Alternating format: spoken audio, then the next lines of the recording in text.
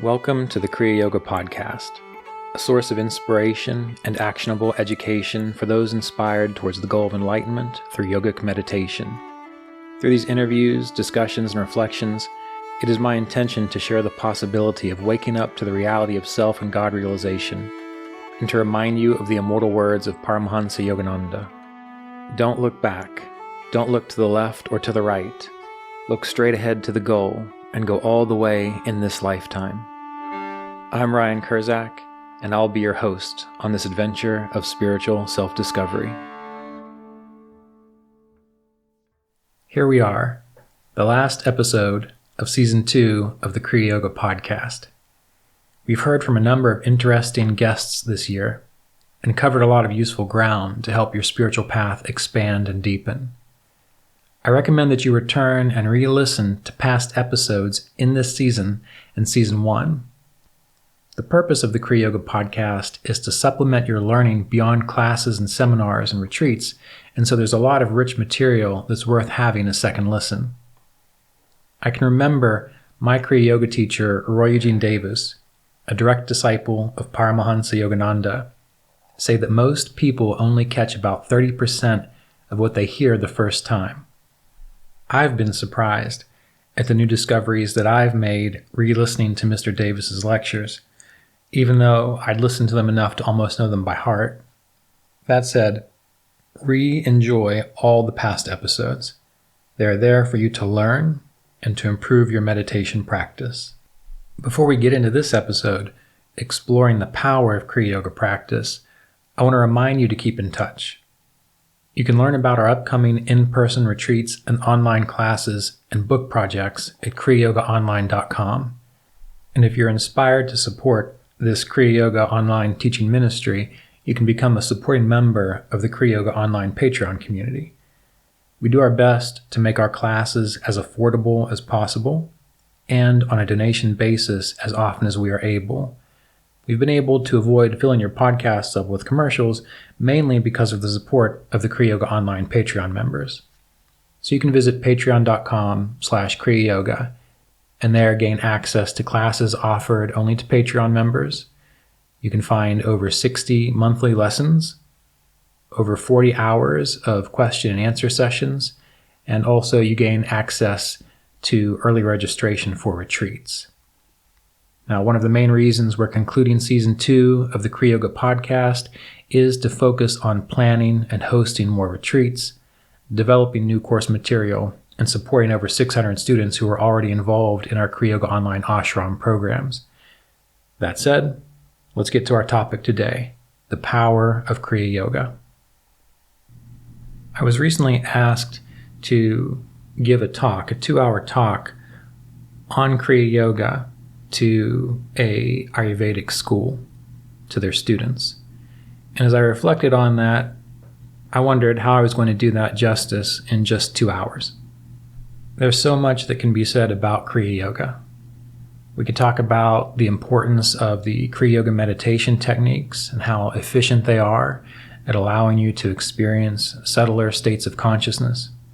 We could talk about the philosophy within the Yoga Sutras of Patanjali and how transformational that can be once you begin applying that philosophy into your life.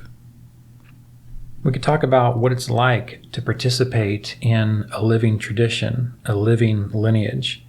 There are all kinds of spiritual traditions, some of them very helpful, but it's rare to find a tradition where there's been an unbroken teacher-student relationship persisting through time. That's something worth talking about, considering, exploring, and trying to understand. We could talk about the process of how Kriya Yoga has the capacity to transform and change your understanding and appreciation for life. How it can also give you a connection to experiences that only mystics describe. And within just these few ideas, we could have a podcast all in themselves. So as I reflected upon this, I wondered what to do. And as of this recording, I'm scheduled to give that talk in about 2 days. But I thought, well, why not conclude season 2 of the Kriya Yoga podcast talking about my perception and experience of the power of Kriya Yoga. It's one thing to read it in books. It's one thing to have an imagination of what it could be like. But it's a whole other thing to actually talk to someone who has experienced it. So I'm going to back up and rehash a little bit of my life. I'm sure you've already gained some insight into when I became a Kriya Yogi and when I was authorized to teach and so on. But I want to put some of this into perspective. I first became engaged in the Kriya Yoga tradition when I was 20 years old. And then I was initiated into the Kriya Yoga techniques, the Kriya Yoga pranayama techniques, when I was 21. I had always been interested in Eastern traditions, other ways of understanding the world beyond the culture in which I was raised. And towards the end of high school, when I was 16, 17, 18, and then into college, I began to develop an interest in practices like meditation. And it was towards the end of college that I began to actually practice meditation. And that's when I contacted Roy Eugene Davis, who became my Kriya Yoga teacher. And part of the reason that I was interested in all of these things, all of these ideas, philosophies, and practices, was because I had a sense that there was a way to understand life. There was a way to connect to something greater than myself, but I didn't know how to do it. I had some ideas, and the tradition that I was raised in, which was a Christian tradition, wasn't helping a whole lot. But something deep down inside kept pushing me to search, kept pushing me to try new things, kept pushing me to look. And it's important to remember that when I became interested in meditation, and even Kriya Yoga meditation, I was not an India-phile. I was not in love with everything related to India. I did not have an idea that I needed to go find a guru or a spiritual tradition. I just knew there was something more, and I also knew and had a sense that it was accessible. It was out there somewhere. You may remember the story, if you've been on retreat with me. At the end of my college career, I was taking a practicum class in philosophy. And that essentially meant I just had to come up with a topic and idea and write a lengthy paper on it. And I had to defend that to my philosophy professor. And the topic that came to me was the universal purpose of religion and spiritual traditions.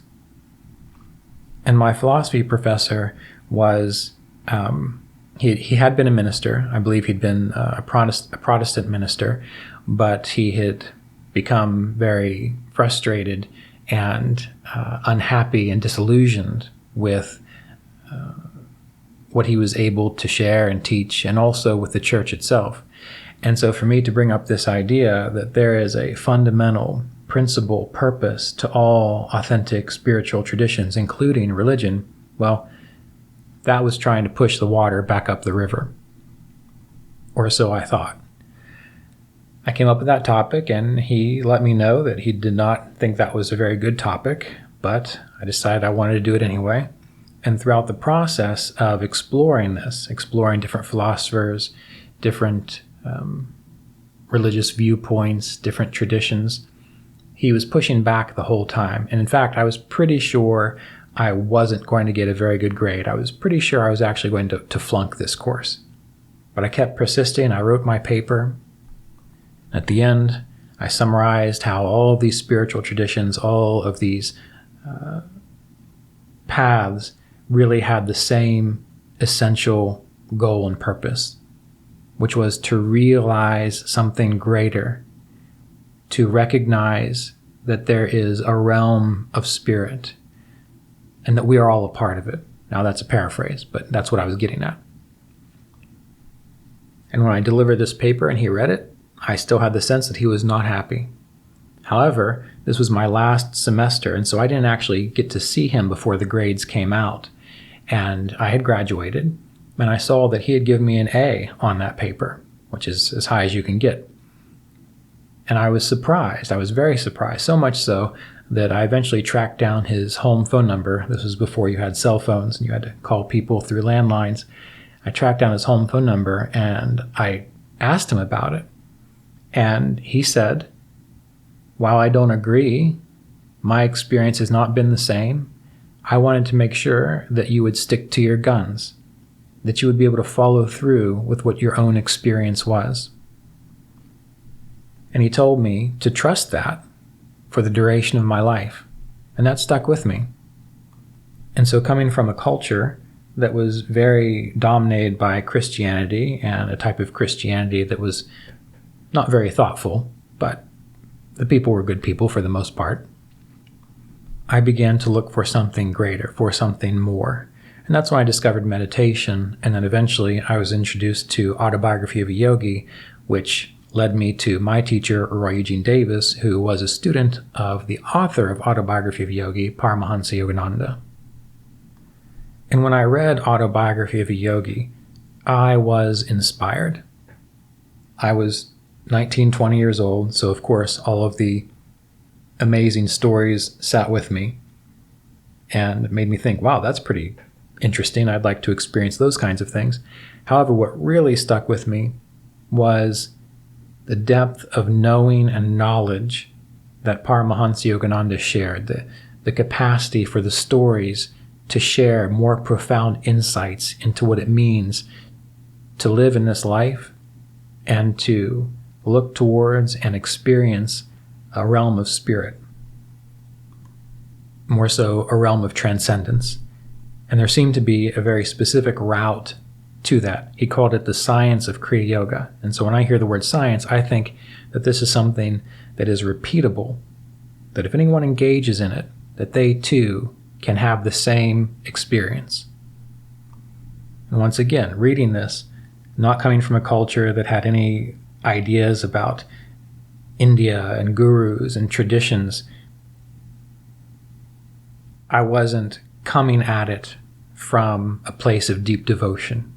I was coming at it from a place of, this is exactly what I have wanted to know. And I suppose that is a kind of devotion, it certainly is, but not devotion in the way most people think of it.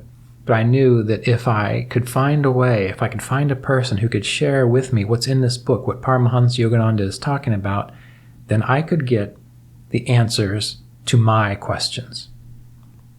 Those spiritual questions I had, those philosophical questions I had, that no one else seemed to be able to answer.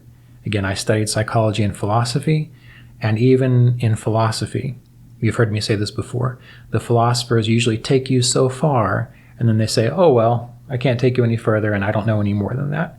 And so you're left hanging. But it seemed to me that what Kriya Yoga was able to do was to help a person go beyond that point. And I found that to be true, and I found that to be one of the most important powers of Kriya Yoga, is that while you do need philosophy to guide you, to give you insights into what's happening and how to engage your spiritual path, that philosophy is not the end of the road. And if you follow the philosophy and if you engage the principles in your life, there comes a point in time where you have to transcend that and you have to make a jump or make a leap of faith. And that leap of faith leads you into the direct experience of what is true, insights which can't be described, written about, communicated with the mind, but can absolutely be experienced. And so one of the first powers that I loved about Kriya Yoga was not just the power of the philosophy, but also the insight that through the philosophy you moved into a space that the mystics knew.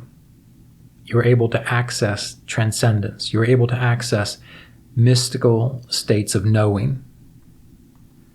And with proper guidance, being able to work with a living teacher in a tradition, you can make that transition from the philosophy and the lifestyle into the mystical experience in an enjoyable way.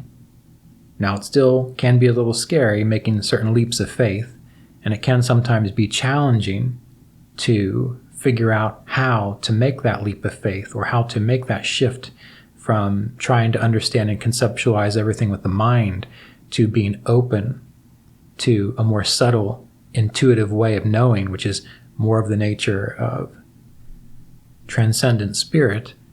But it is possible, and it has been possible. So one of the first things I loved about Kriya Yoga and this spiritual tradition was its capacity to engage the mind, engage the philosophy, engage one's life and one's lifestyle choices in such a way that you could experience, I want to use the word mystical knowing, but in a way I feel it's more like mystical unknowing. Because even though I was searching for answers and specific things, what became the most important coloration of the whole process over 20, 25 years of practice was the ability to be okay and to exist and to abide in and to appreciate that space of the unknown. Because by abiding in that space, you are demonstrating faith, a real kind of faith. And it's not the kind of faith where your hands are shaking and you're holding on tight, hoping that things are going to work out. It's a kind of faith where you have experienced the innate support of spirit, no matter what comes and goes within your life, and you are able to continue to trust that moment by moment, even in those moments where you are unsure. And so what happened was, through Kriya Yoga, through the philosophy, through the practice, and through the consistent application of what I knew to be true, there was a flowing into a state of faith. And in that state of faith was also a sense and a knowing of connection to wholeness, a connection to something much greater and larger than my little mind could conceive. And that was harmonizing on the mental level. It was harmonizing on the psychological level. And it was harmonizing on the emotional level. And when all that harmony came together, the mental harmony, the psychological harmony, and the emotional harmony, then spiritual harmony revealed itself. And that reminds me of the time that I was authorized to teach Kriya Yoga. It had been 5 years after I began practicing the first time I had met Roy Eugene Davis. And he had asked me, are you mentally, emotionally, psychologically, and spiritually mature? That's what he asked me. He didn't ask me, are you having profound visions of God and the Christ consciousness? He said, are you mentally, emotionally, psychologically, and spiritually mature? And having studied psychology and philosophy, I grasped what he was getting at, but it wasn't until many, many, many years later that I fully grasped what he was getting at. And that is that in order to effectively share something like Kriya Yoga, a person has to be mentally, emotionally, psychologically, and spiritually mature. And really what that means is, in order to fully appreciate the process of Kriya Yoga, one has to grow to emotional, mental, and psychological maturity. Because once those things come into balance, are harmonized, again, the spiritual realization, the spiritual insights tend to come forth on their own. And so my appreciation for Kriya Yoga also looks to that if you pay attention and if you have a helpful guide, and if you're relatively alert and aware, it encourages you to find mental, emotional, and psychological balance. Because that's what we're supposed to be as a human being. That is the capacity of a human being. And this is related to the chakra system and the theory of, I suppose you could say, development of the chakra system. Many people, they live from their root chakra, very survival oriented. That's understandable for many reasons. However, when we think about our relationship to animals, while we do have an animal body, in animals, the highest state of consciousness that an animal can experience is the root chakra as it relates to a human being. So that means that most people, while they are in a human body, they're often living in the world from a state of consciousness related to the highest capacity for development of an animal. But we are human beings, and we have chakras, states of consciousness that are accessible to us through practice. And in order to ascend through those states of consciousness, we have to develop certain qualities. Now, an animal works towards, theoretically here, we're using a theory of reincarnation and a theory of transmigration, but we're going to use it to make a point, so stay with me. Theoretically, an animal is evolving till it eventually develops the capacity to have a human form. So we've all been there. But once we have a human form, it's not enough to simply remain at the root chakra. It's not enough to simply keep making the choices that maybe a highly developed animal might make. We have to develop the second chakra, the third chakra, the fourth chakra, the fifth chakra, and the sixth chakra, and so on. And it's pretty fascinating because as it's described that we have these different kingdoms, and the human kingdom is said to be defined by rajas. And if you don't know what rajas is, I'd encourage you to go take the Primordial Powers of Creation, Sattva, Rajas, and Tamas course at the Kriya Yoga Online Ashram. But for the sake of our discussion, rajas is a quality of the universe, of everything really, that deals with change and transformation and striving.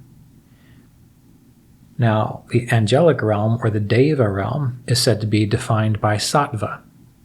And sattva is one of these qualities, the gunas, these energies, fields of consciousness defined by lightness, clarity, well-being, and wisdom.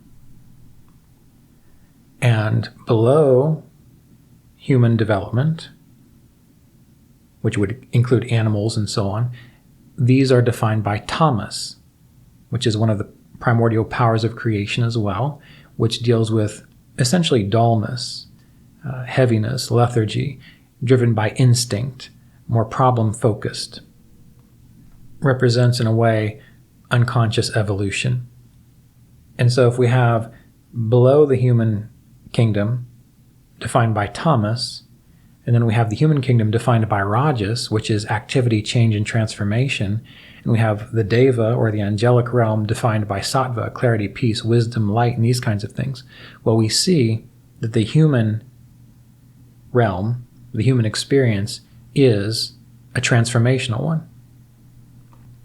It is a stage, theoretically, in this whole evolution of creation, between an unconscious form of life into a highly wisdom-guided form of life, which is the deva.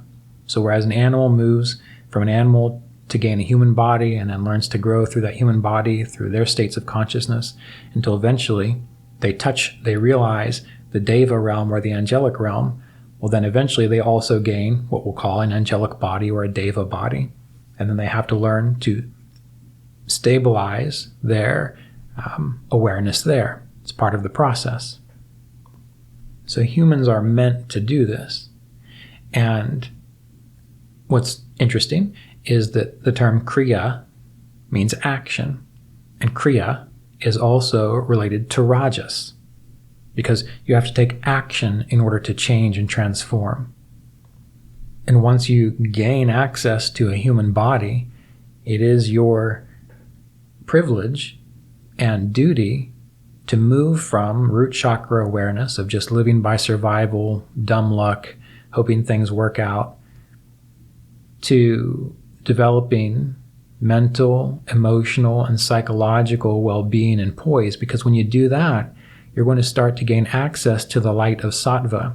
You're going to start making choices which are related to higher states of consciousness. You'll be in tune with wisdom. Your intuitive capacity will grow. And it's really my sense that that is one of the most important things that we can do. Our Kriya Yoga path assists that process and encourages that process. But we still have to live our life to make sure that happens. Many people, they decide they want to go to India. They spend many, many thousands of dollars, if they're not already in India, to go to India looking for a guru or looking for a tradition or looking for a special meditation technique and so on. They spend all this money doing that. And it's really my sense that if they would have just saved that $5,000 to $6,000 and invested it in a very good psychological aid, maybe a counselor who specializes in IFS, internal family systems, or EMDR, eye movement desensitization, reprocessing, if they found someone that they could work with to help them grow to mental, emotional, and psychological maturity, if they would put the money there instead of trying to take a trip halfway around the world, which might not necessarily result in what they're looking for, they would be much better off. Their meditation practices would deepen naturally, and they would really begin to understand this whole process. And again, that makes it sound like I'm saying that if you just did that, then everything would be okay. I'm not saying that. But if you have access to a scientific approach to your spiritual path, which would be Kriya Yoga here, and you're able to learn those meditation techniques, if you're able to study the important texts of the Yoga Sutras, where you are introduced to the ideas of the yamas and niyamas, and if you're able to contemplate, spend some time reading and trying to grasp the philosophy in the Bhagavad Gita and what's recommended in the Bhagavad Gita, if you did that and you attended to your mental, emotional, and psychological well-being, it would not be very long before you felt like you knew Paramahansa Yogananda, or you knew Roy Eugene Davis, or you knew Swami Sri Yukteswar, or you knew Anandamayi Ma, or Ramana Maharshi, or Shiva Puri Baba. And when I say know them, I mean understand them, know where they are coming from. You're able to relate to their experience, to what they say. You're able to feel life in the same way that they felt and experienced life. And what's beautiful about the process of Kriya Yoga, and the Kriya Yoga meditation technique specifically, since we've mentioned the unconscious and transformational stages of evolution and so on, well, by directing your awareness into the spinal pathway, this is where these psychophysiological energy centers lie, the chakras that we were talking about. And you can begin to direct your awareness back into them through the Kriya Yoga techniques, and then you can direct your awareness up from the root chakra to the second chakra to the third to the fourth and so on. You learn this process of directing your awareness in and up, which naturally begins to activate and reveal to you the states of consciousness related to these chakras. If before you were defined by the root chakra and its instinctual urges and its inability to focus and lack of impulse control, and you start to gain access to the second chakra state of consciousness and third chakra state of consciousness, well, you begin to see there's more to life than just instinct. You begin to see that you can be actively creative in the world, second chakra. You begin to see how it's important to love and share and be co-creative with others, again, second chakra. when your awareness begins to become active in the third chakra, well, then you start to recognize that your will can be attuned to something greater, a higher power, something more majestic and full of wisdom. You also learn that it is okay to use that power to help yourself and to help others to see better possibilities for themselves. And the third chakra also deals with the capacity for discipline. Whereas before, at the root chakra, you were just doing whatever happens and hopefully it all worked out and you survived the day. Well, now you've got the third chakra, which means you have the capacity to plan, to look forward, to see what is possible, how to change and transform and grow in a positive way. All this becomes accessible to you as you begin to direct your awareness to these chakras. And eventually, as you continue to feel more deeply into the body and direct the energy up through the spinal pathway with these meditation techniques, you gain access to the fourth chakra, the fifth chakra, and the sixth chakra. And these chakras deal with fair exchange in the world, the capacity to feel love and to feel supported and to be able to give love freely. The throat chakra deals with the capacity to know truth, hear truth, and to speak truth. And I don't mean dogma or righteousness. I mean that state where you know what the right thing to do is, and you know what is the right way of understanding something. It becomes very clear to you, and it is not rigid or dogmatic. And then again, once you begin to experience the sixth chakra, well, that's a whole other story. But the point being that the power of these techniques is that they direct your awareness inward and upward, and they begin to energize, activate, and bring you into contact with the powers and qualities of these chakras.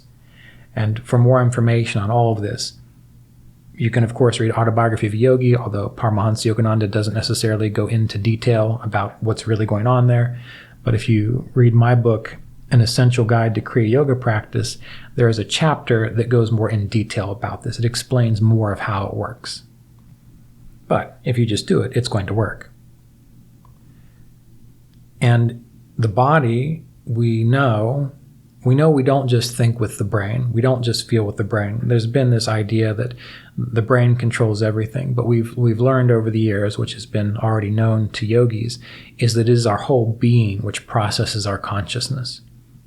And so yes, it is important to develop our capacity to think and reason and rationalize and so on. And it's important to develop our capacity to feel deeply, but it is also important to become aware of, be able to sense into the psychophysiological centers within our body so that we can engage this process of being a human, which is to continue to evolve and develop until we become comfortable in a sattvic state and we're able to understand and appreciate the deva realm, or the angelic realm. And this is one of the reasons why you oftentimes hear or have heard or have read students refer to their teacher as Guru Deva, divine teacher. Because in order to teach well, yes, you can be a meditation teacher that simply knows how to say, breathe this way, think about a mantra like this, and so on. You can be a technique teacher. But to be able to share this transformational power, the teacher or the guru has to have at least touched or be somewhat aware of the reality of the Deva realm or the angelic realm, and ideally is able to access it regularly in their meditation practice, because that's the whole point. So you want to learn from someone who has a sense, knows how to touch that realm, because that's where we're going as human beings. That's the power of Kriya Yoga. That's what's directing us. That's the action, the Kriya that is directing us. And this is the power of the practice, because it is teaching us to feel deeply into these other centers of our body, to activate them, and to learn to abide and live from them.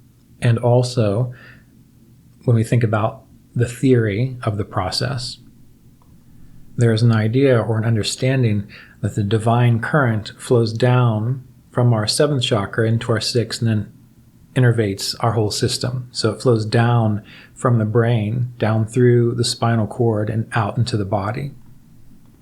And Sri Yukteswar described this as though the body is an upturned tree, and that the brain and the top are the roots, and then it flows down through the body. So it's like an upside down or upturned tree. And what we're doing with this Kriya process is to learn to move the energy back from the branches and leaves of the tree into the core, up to the root, up to the source, which is, again, theoretically spirit. And theoretically might not be the right word. I use the word theoretically because we are using a model, an idea here. And so you don't have to take the analogy or the metaphor further than what it's meant to impart. But back to the principles I'm trying to get across here. So there's this divine current of energy flowing from the 7th chakra, 6th chakra down through the body.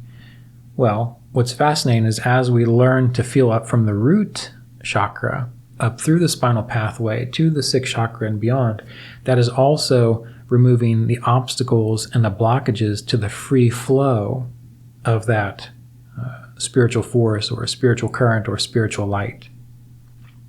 Some say there are these knots within your system, and that you have to untie these knots to allow this energy or this light to flow through you. Well, that is one of the benefits of practicing the Kriya Yoga techniques as well, is they accomplish that. Now, this is not without its challenges, because you're growing, you're changing. And in order to grow and to change or to become something new or to gain greater understanding, we often have to let go of things which don't really make sense for us anymore. Things that might have made sense for us a year or two ago, we have to learn to transcend them or transform them. Even when it comes to our understanding of our spiritual path, as the years go by, what made sense for us 10 years ago might not necessarily make so much sense for us now. And that's because we have learned more. And maybe you've seen this in other disciplines or other areas of your life, where in the beginning, it made sense to think about something, to do something a certain way.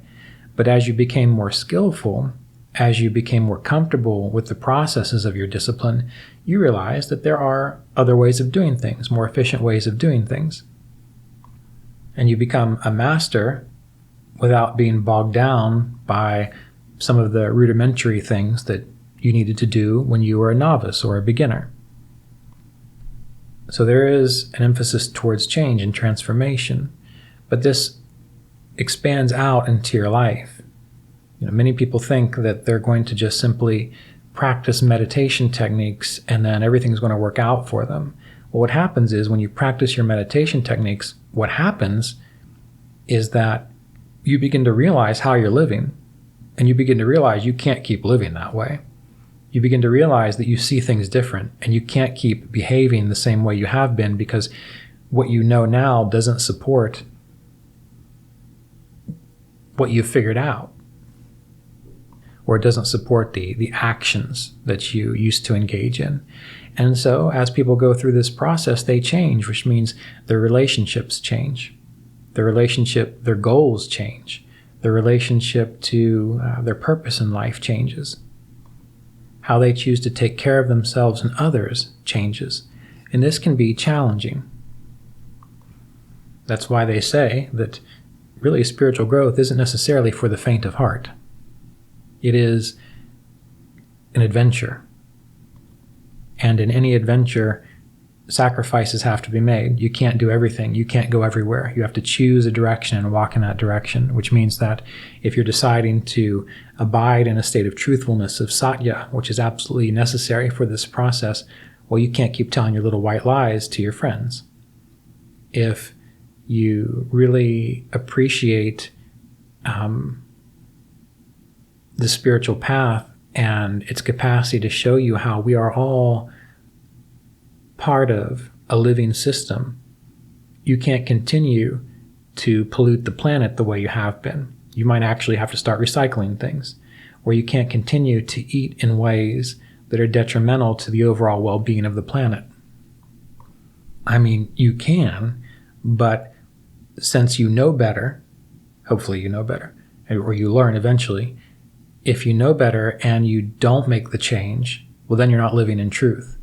And then you're prevented from actually gaining access to higher truths. You're prevented from gaining access to understanding more deeply what life is all about. So the process itself requires not only that you understand the academic idea of satya, or the academic idea of ahimsa, it requires that you learn to live according to those because you understand them. And once you can live according to them because you understand them, well, then you are authentic and you have integrity. And integrity and authenticity is a quality of sattva, a quality of light. And as you develop and cultivate that really, truly, fully in your experience, not just in your mind as an academic understanding, but as a living, breathing truth that you express, well, then more light and sattva come into your life, and then you can grasp more and more of what it means to abide in a mystical state, what it means to know what your great spiritual heroes know. And again, this can be hard, so it's not just about the techniques or how many mantras you can chant or how much philosophy you know. In fact, my experience has been the people whom I have known that were so academically driven and had a lot of knowledge that did not necessarily equate to their inner realization. They could talk about a lot of things, but being able to talk about something with a bunch of words is a lot different than actually having an inner realization. And so it is my goal to encourage you to develop the capacity for inner realization. That's the whole purpose of this Kriya Yoga teaching ministry. So what's something else, another power of the process that I personally appreciated? One of the most important things was being able to endure the challenges of life, but not just to endure them, I mean, that's part of it, but to be able to see the inner purpose of those challenges. And one of the prime reasons I was so drawn to the philosophy of yoga lies in the Yoga Sutras of Patanjali, because in that text, there's a specific statement that says, to the discerning yogi, all is pain. To the discerning yogi, all is pain. And the process seemed to indicate that by practicing yoga and Kriya Yoga, you could resolve that. And that was very appealing to me. I'm not saying I didn't have an enjoyable life. I've enjoyed many things. But I've always been hypersensitive to pain. And so if there was a philosophy or a practice that understood this sensitivity and had the goal towards ending that pain, well, I was all for it. But what I learned was the ending of that pain wasn't an oblivion that you might experience from a drug-induced episode where you just aren't aware of things. You're just going through life and pain isn't touching you anymore. What I became aware of was that life is intelligent. Life knows exactly what you need to continue moving forward on your spiritual path. Life knows exactly what you need to continue moving forward on your spiritual path.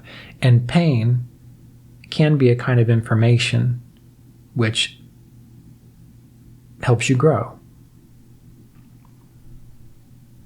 The biggest challenges that I experienced in life, when they were happening, I was pretty sure this was going to be the end of my faith in everything I'd given my life to. Kriya Yoga, spirituality, deeper understanding. I was pretty sure that during some of these trials, that this was probably going to be it. I was going to hang it all up.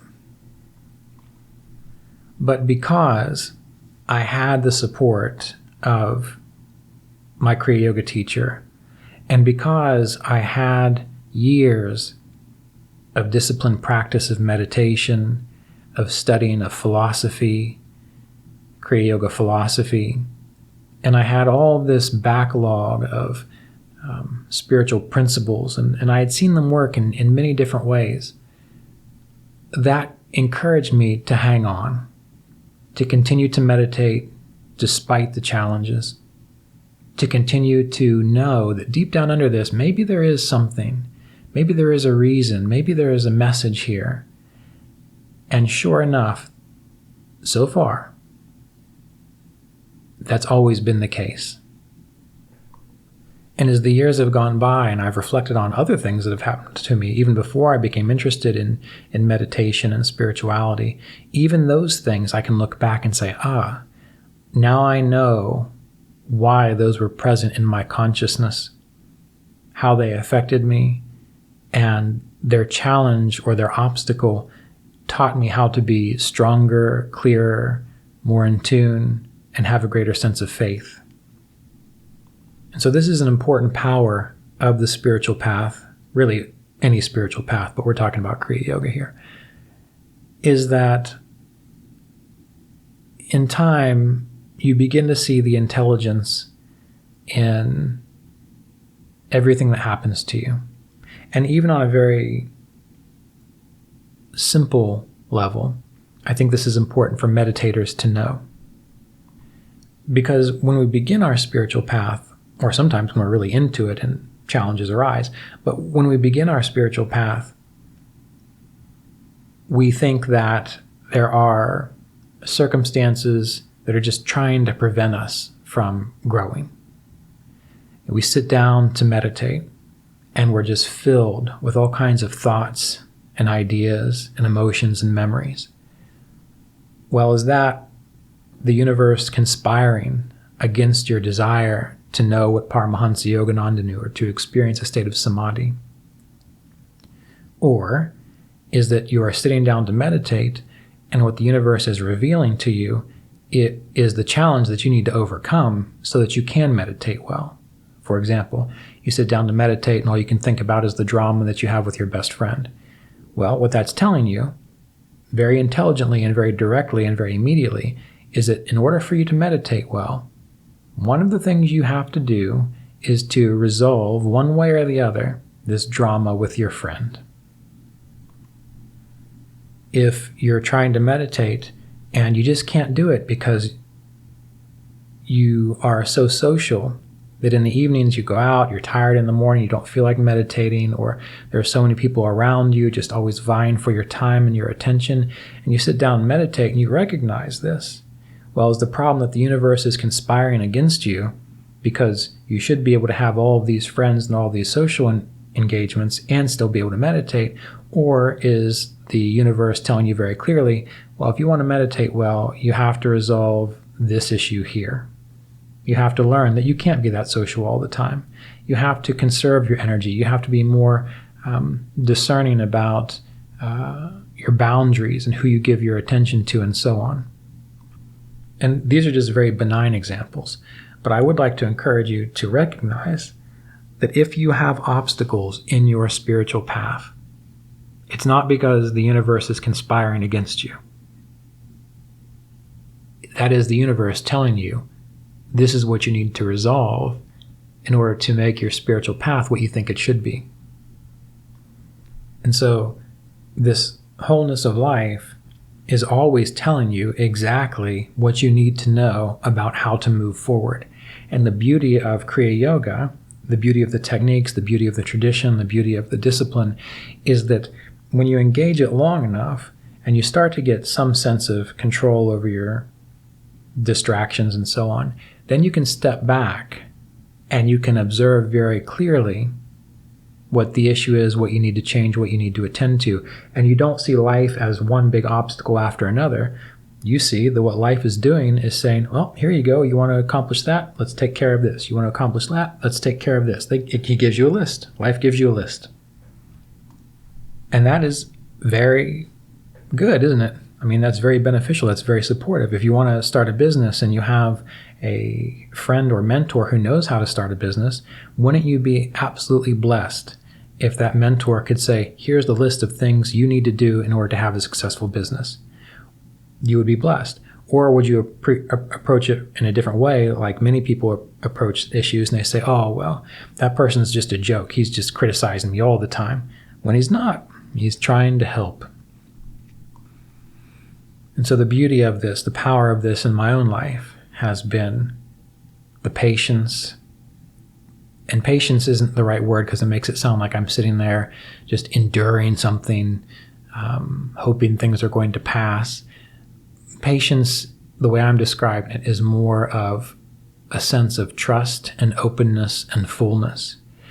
And you can appreciate life, the good things of life as they are there with that same openness, trust, and fullness. But anytime a challenge arises or something comes to you that makes you question or rethink things, rather than go down a rabbit hole of despair and pessimism, you're able to step back and say, oh, this is just a conversation that either we could say the universe or my higher self, whatever term you want to use, Ishvara, is communicating with me. And so life itself then becomes a kind of divine communion, not just a communion of joy and bliss and all these kinds of things, but a communion where you can have a real conversation with someone. And if you've ever had, and hopefully you have, a healthy relationship, you know that in a healthy relationship, you share the joys and you share the good times, but you also are able to talk very openly about the difficult things, and you're able to undertake challenges together. And so through the Kriya Yoga process, you learn, or you begin to feel, that kind of relationship with life or the divine or God, or whatever term you want to use, the greater essence. I'd like to encourage you to try to imagine life in that way. Many of you who've been listening to this podcast, I've known you for many, many years, and I've watched your progress, and we've met on retreats, and I know many of you know exactly what I'm talking about. But those of you who might not know just yet, it's important for you to imagine what I have said as though it is a very real possibility for you. And then the interesting thing is, if you can't imagine it, well then those thoughts or doubts that come up as you try to imagine it, that is again this wholeness of life letting you know this is why you can't experience that. These are the things that are in your way. And rather than shrink away from it and think, oh, well, I can't do anything about that, maybe remember and acknowledge what I'm saying here is you absolutely can. If you can begin to feel and believe and trust in something more, and if you can somehow find a way to recognize that life actually is coherent, and coherent in the way that it leads you to greater spiritual realization. That is how life is coherent. Life is coherent in the way that it leads you to greater spiritual realization. Life is not coherent in that it's going to give you the perfect relationship until you're both 90 years old and you're ready to die. Life is going to give you the relationship you need so that you recognize your trust in spirit. Life is not going to give you the thing to where you're going to become a billionaire with no strain or no struggles. Luck might do that. Or maybe you don't need those struggles. That's a possibility, which is why you don't get them. But life is going to provide for you the relationships, the circumstances, the political culture, the era in which you live. It's going to provide for you the kind of body that you need, etc., that your specific expression of this infinite consciousness needs in order to realize its truth as spirit. That is what life is going to do. That is what divinity is going to do. And if this expression of consciousness is absolutely attached to the body, it's going to give you reasons to somehow make peace with, heal through, or recognize that this body is for you to learn. Not necessarily to be perfect, but for you to find that you can actually embody truthfulness, harmlessness, contentment, and so on. If your life path doesn't go the way you think it should when you were 17 years old, but takes all kinds of twists and turns, and things rise up in your life that you couldn't even imagine, that is not life trying to harm you or redirect you. Everything that happened, which got in the way of your particular 17-year-old agenda, was so that you would learn that life is more than your own personal desires. And this could be stretched out. We could go into all different kinds of topics and subjects here. I think hopefully you get the idea of what I'm trying to get at here. Now, is this easy? It wasn't for me. I had to fight for it. I had to really work hard to come to the sense of this. And I also had to get worked hard, in my own life. And even my own spiritual teacher, he worked me hard in certain ways that I didn't quite appreciate at the time. But as the years have moved on, I've realized the wisdom in what he was trying to teach and what he was trying to share with his insights and so on. So these are the things I want you to begin to grasp about the power of Kriya Yoga. And there's so many layers, so many levels of it. We could spend years on this, and we do. That's why we have the Kriya Yoga apprenticeship program. That's why we have the Kriya Yoga online ashram classes and so on. It's because there is a lot to cover about it. But I wanted to take this time during this final episode of Season 2 of the Kriya Yoga podcast to speak to why the path of Kriya Yoga, the Kriya Yoga meditation techniques are so important. To also share how living a spiritual life itself is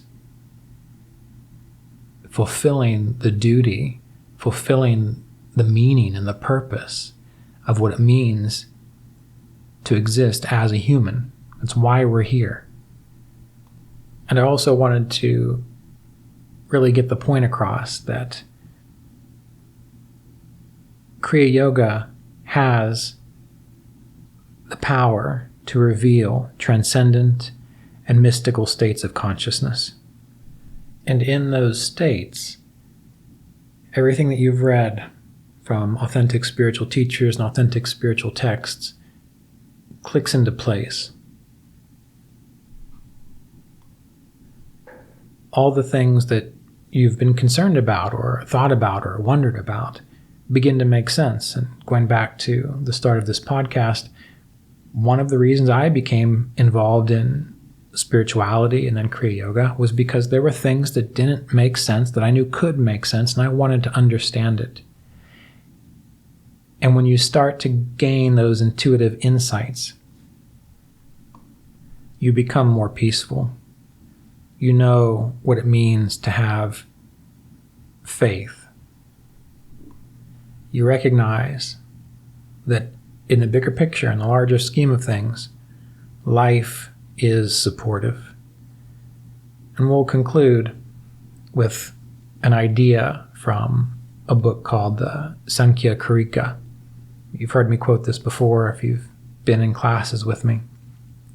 But I love this quote, and Sankhya philosophy is one of the most important philosophies to actually truly grasp the Yoga Sutras of Patanjali.